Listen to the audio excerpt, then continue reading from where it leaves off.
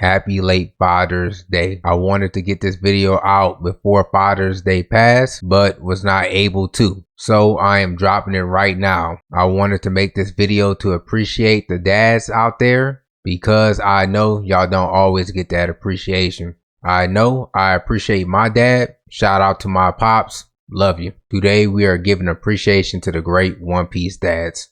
Starting off with that dog Genzo. I know he is not the biological dad of Nami and Nojiko, but that does not take away that he was a dad-like figure in their lives.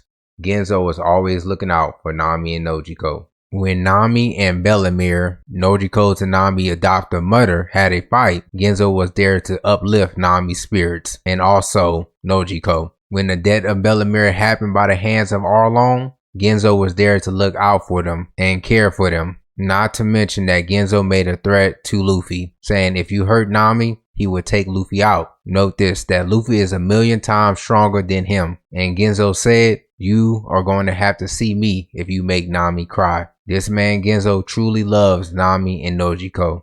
Love is a powerful emotion. It even shows in royalty. Next up is King Cobra, a man that truly loves his daughter Vivi and his kingdom Alabasta. A man that leads by example to show his daughter how a true leader of a kingdom conducts themselves. King Cobra is a man truly empowering his daughter to become the queen of Alabasta. He has total belief in his daughter Vivi. Belief is a powerful thing. Next up, the man that never lost his belief. Gladiator Kyros, a man that was a former criminal, then gladiator, then bodyguard to royalty, to marrying the king's daughter, to father. A man that always felt the need to redeem himself and never felt worthy of the king's daughter because of his past criminal actions. He may be a former criminal, but Krios turned out to be one of the best One Piece dads. His love for his daughter Rebecca was always there, even in his darkest times. This man Krios continued to endure and endure for the sake of his daughter. He endured the darkness of being turned into a toy by Sugar. For those that don't know Sugar's devil fruit ability, her ability allows her to turn people into toys. If you get turned into a toy, the world will forget that you even exist. The memories of that person that gets turned into a toy disappear until the person gets transformed back to their original human body. So yes, Krios got turned into a toy and his family forgot he even existed. Kyros even endured after the death of his wife by the hand of Diamante. Krios continued to endure though. He looked after his daughter throughout the 10 years of him being a toy, teaching her how to survive and taking care of her even though Rebecca did not have any memory of him. I definitely would say he redeemed himself long ago, and Krios definitely surprised the people of Dressrosa by the man he became. Surprises can be great. As One Piece fans, we were definitely surprised by the pirate Capone Beige. Pirate Captain Capone Beige turned out to be an unexpected great dad. Throughout Whole Cake Island, you have many examples of Beige being a great family man. Everything that Beige did throughout the Whole Cake Island arc was for his family. For example, when the escape plan started going sideways, he was willing to sacrifice himself and his crew for the safety of his son and wife. Also, with the failure of the plan to take out Big Mom, Capone Beige transformed into Big Father so he can protect his son and wife from Big Mom's lethal screams. Capone Beige comes off as a hard and ruthless man, but when it comes to his wife and his son, he is truly a softie. Capone Beige had a lot of soft moments throughout the arc with his son, like when his son would start crying. He would make funny faces to stop the crying. Capone Beige really made a family on the sea, a family that he would go through any lengths to protect.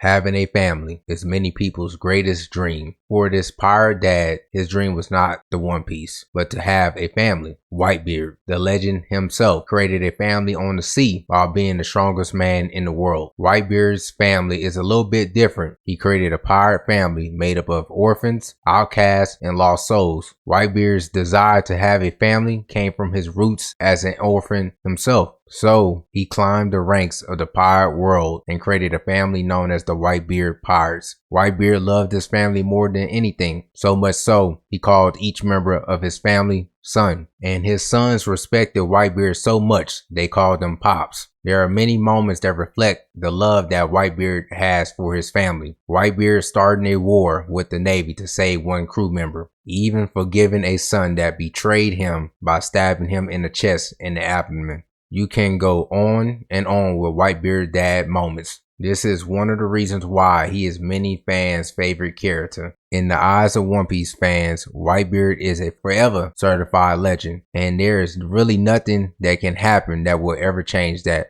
Talking about certified legend status, there's another dad that got this status. Bartholomew Kuma, the man who sacrificed everything for the betterment of his daughter Bonnie. As we know, Kuma had one of the hardest lives I ever seen in fiction. Kuma endured so much hell that would make a normal man lose his sanity. Kuma continued to walk the path of good when most would have given up on good. When his daughter Bonnie fell ill with a disease called sapphire scales, which was incurable, Kuma went on a journey to island after island to find a cure for his daughter's disease. After failing to find anything to cure Bonnie, Kuma finally got some luck from a friend named Dragon, who recommended that Kuma go and see Dr. Vegapunk. So Kuma goes and sees Dr. Vegapunk, and he says it is curable. Now this is great, but this will lead to a great sacrifice by Kuma for Bonnie. So Dr. Vegapunk works for the world government, and Kuma is an enemy of the world government as a revolutionary. While Vegapunk and Kuma were talking out the details of healing Bonnie, an elder of the world government, Saint Saturn, was overhearing the conversation. Saint Saturn was basically like, we will not treat your daughter's disease unless you accept these terms. Now you have to remember, Kuma is an enemy of the world government. So the terms were for Kuma to slowly turn his body into a cyborg piece by piece, including giving up himself and his personality, basically becoming a mindless cyborg. Saint Saturn is basically telling Kuma, you die and be used by us for the sake of your daughter, or you do not accept these terms and your daughter dies. Now, being the great dad that Kuma is, he accepted these insane terms. Kuma made the ultimate sacrifice for Bonnie by giving up his life and also allowing himself to be used by the government, even though he hates the world government. Certified legend. Happy late Father's Day to all fathers out there. I want to let you know I appreciate y'all dads out there, man, because y'all are underappreciated. Thank you for tuning into the video. Please subscribe, and I'm out.